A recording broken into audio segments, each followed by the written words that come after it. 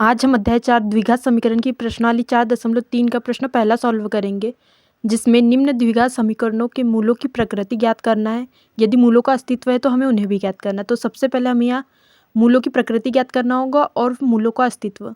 तो मूलों की प्रकृति ज्ञात करने के लिए कुछ नियम होते हैं। तो द्विघात समीकरण ए स्क्वायर धन बी एक्स धन सी के लिए यदि अगर बी स्क्वायर इन 4ac का मान 0 से बड़ा है तो दो भिन्न वास्तविक मूल होते हैं। यहाँ पे बी स्क्वायर इन 4ac को विविक्तिकर बोलते हैं। दूसरी शर्त है यदि बी स्क्वायर इन 4ac का मान 0 के बराबर हो तो दो बराबर वास्तविक मूल होते हैं। और तीसरी शर्त है यदि बी स्क्वायर इन 4ac का मान 0 से कम है अर्थात ऋणात्मक है तो कोई वास्तविक मूल नहीं होता है। अब हम प्रश्न दूसरा सॉल्व करेंगे। तो हम सबसे पहले दिए गए समीकरण की तुलना द्विघात समीकरण के व्यापक रूप ए स्क्वायर धन बी एक्स धन सी बराबर 0 से करेंगे। तो यहाँ पे ए का मान 3 दिया है और बी का मान ऋण 4√3 दिया है तथा सी का मान 4 दिया है। अब हम विविक्तिकर द्वारा प्रकृति ज्ञात करेंगे। तो डी बराबर बी स्क्वायर इन 4ac लिखेंगे।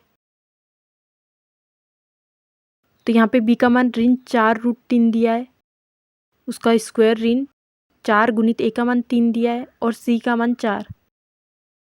अब इसको सॉल्व करेंगे तो डी बराबर ऋण 4√3 का गुना ऋण 4√3 से करेंगे तो ऋण से ऋण कट जाएगा और 4 का गुना 4 से होगा तो 16 आएगा और √3 का गुना √3 से होगा 3 ही आएगा। ऋण 4 का गुना 4 से होगा तो 16 आएगा और 16 का गुना 3 से होगा तो 48 आएगा और 16 का गुना 3 से होगा तो 48 आएगा, ऋण 48। तो डी का मान हमें यहाँ 0 प्राप्त होगा। चूँकि डी का मान 0 है इसीलिए मूलों का अस्तित्व होगा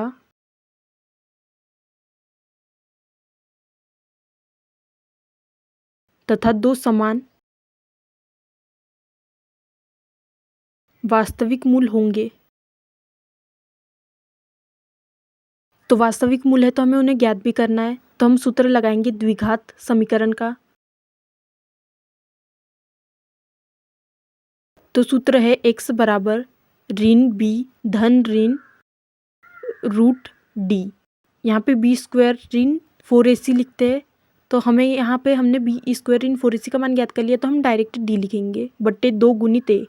अब हम यहाँ पे बी का मान रखेंगे तो बी का मान ऋण 4√3 है और पहले से ऋण का चिन्ह लगा है, धन ऋण डी का मान 0 है बट्टे 2 गुणित 3।